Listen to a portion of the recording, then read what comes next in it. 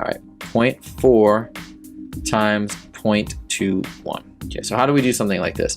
Let's go ahead and set it up over here. So we're gonna do our regular multiplication. 4 times 1 is 4, 4 times 2 is 8.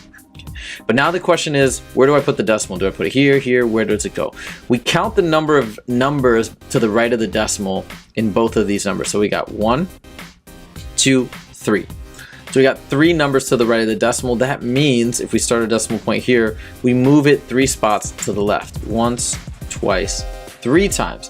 Again, we have a space here and we fill that space with the 0. So the answer is 0.084. And they always want to have a 0 in front, so let's do that. What about this guy?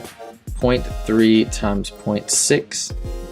3 times 6 is 18. We got 2 numbers behind the decimal, so we go once, twice. Our final answer is 0.18 or 0.18. All right. 0.8 times 0.3. 0.3 times 0.8. So what's 3 times 8 is 24. 2 numbers behind the decimal, once, twice, 0.24. And this one is 0.5, whoops, times 0.07. 5 times 7 is 35. We don't really care about the 0 because it doesn't matter.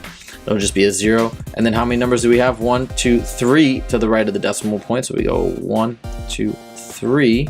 Fill in the 0 there. We've got 0.035.